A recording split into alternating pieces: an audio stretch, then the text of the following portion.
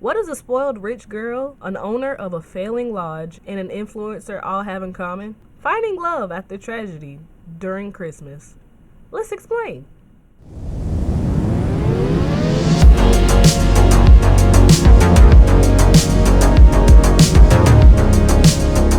Hi, I'm Debbie.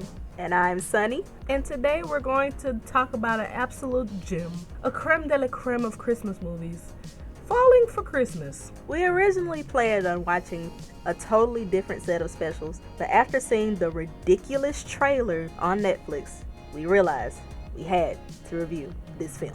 Y'all don't understand, it's my favorite human actor, Lindsay Lohan, in her early 2000s-ness. We had to watch this. So, let's get to the plot. A spoiled heiress is in a skiing accident shortly before Christmas, and after having amnesia, she eventually finds herself in the care of a creepy cabin owner and his weird, creepy family. Since there's a lot going on, we've decided to talk about each character individually, all the uglies and the pretties. First, we're going to discuss Sierra/Sarah, but we're not going to call her either of those names because she is literally Lindsay Lohan for the rest of this review. Well, Lindsay's character was just kind of around. She was, feeling her London Tipton vibe. She just wants to be like all the other girls with loads of money. Her performance was actually very charming, even though the writing for her character was so blasé. And she does develop a pretty cute relationship with Jake's daughter. Yes, sorry. Next, we're going to talk about Lindsay's father in the movie, who was Mr. Belmont. Overall, he was a cool dude, very spontaneous, going on ski rides and all this other crazy things, and he genuinely loved his daughter. He was not the stereotypical Christmas movie dad where he's like, I'm too bothered with work to care about my daughter. I will admit, I hated his turtleneck. It made him look like an actual turtle. Which means it succeeded. Our next character on the docket is David. Javid sucked. No, we love Jake. What are you talking about? He offered his home to a sick homeless woman that he found in the snow and offered to help. Okay, I see the problem. With lines like these. Have a place.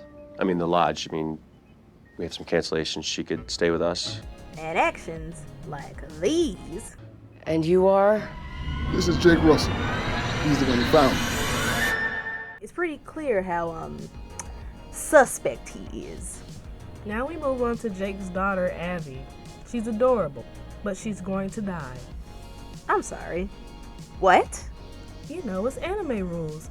If the single dad is single, he needs to have something traumatic happen to him for character development. You forgot one very important thing about that, Nebby. This is not an anime. Anyway, Abby, who just like her dad, is just as creepy and annoying. Roll clip. I'm here.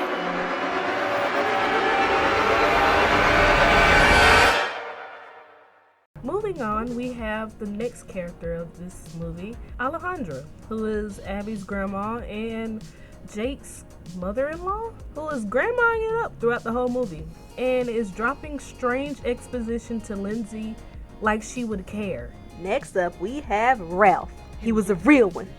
He was a guy. He was a mountain man that camped out in a cabin by the snowy lake. Ralph is short, stout, and knows what it's all about. He even makes his own brand of baked beans. Hooray for Ralph! Speaking of the character that we did not know that we would love this much, we have our favorite bisexual icon, Tad, who is the boyfriend of Lindsay and proposes to her on top of the mountain, which leads to the accident, which separates them. And with lines like these, My Valignaggi! Oh, I would happily pay for your dry cleaning or get some club soda. What happened, sweetie? Oh, no, not the Valignaggi. Actually, I came around the corner and then she was coming around the corner and then we just kind of wham, a chocolate thing. Is everything all right? I'm a little flustered, but thank you. Dad! But this local yokel just body slammed my girlfriend and ruined her hoop guitar. Again, I am so sorry. It is an Look, accident. mate, just go. Right, just go.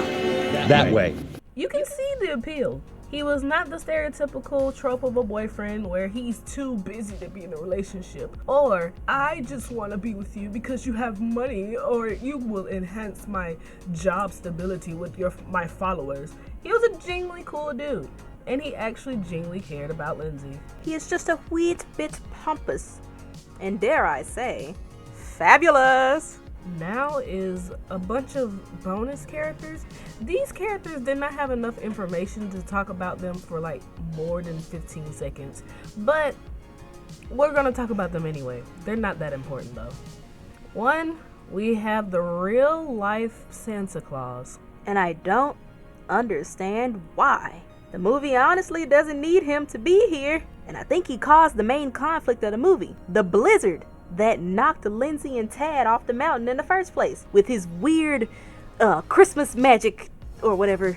He even charges people for the toys he makes. Like he doesn't do this for free. Speaking of, don't he have somewhere to be? Should he be doing something like making toys or planning to go around the world? Why is he here, piddling around? He needs to go back to the North Pole. We also have Terry, who is a manager at the lodge Mr. Belmont owns, and is Tad's beautiful love interest. I ship them hard. They're gonna be together. I just know it. He's supposed to be watching Lindsay, but, you know, in typical 2000s movie fashion, he loses sight of her. Go figure. Lastly, we have the worst sheriff in the world who honestly did nothing. Yes, he did. He found Lindsay. That was Jake. He helped rescue Tad, and he gave him the help he needed to find Lindsay. That was Ralph. He arrested Ralph. On second thought, I hate him.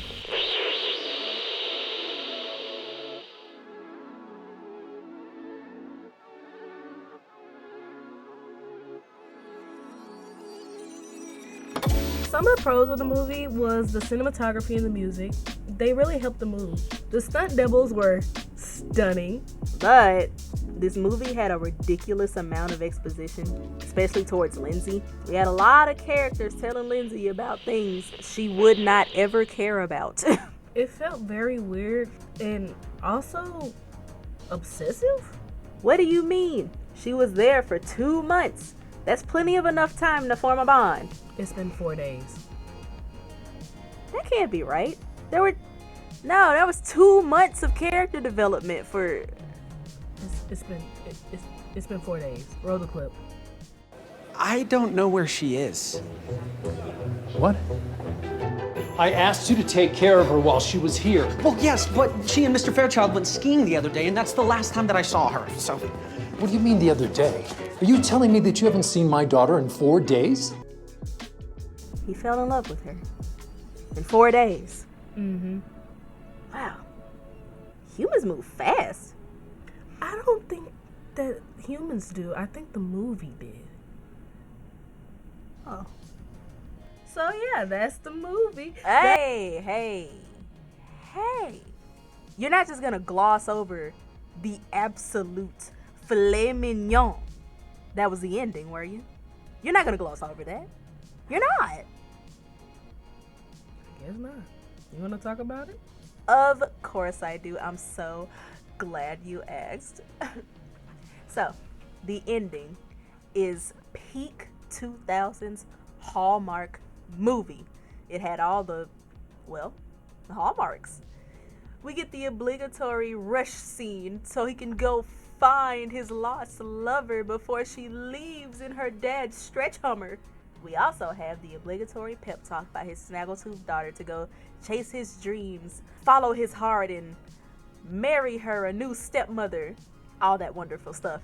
We also have the dramatic engagement being broken off between Sierra and Tad. Oh, it was beautiful. And we also have Tad being a boss babe. Please roll the clip. Sorry, Mr. Fairchild. Oh, and at the holidays, too.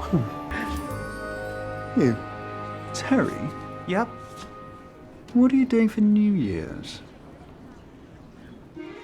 Okay. Well, you got a point. It was a lot that was going on, and it did seem like it would probably have some reason to be in the story. Probably.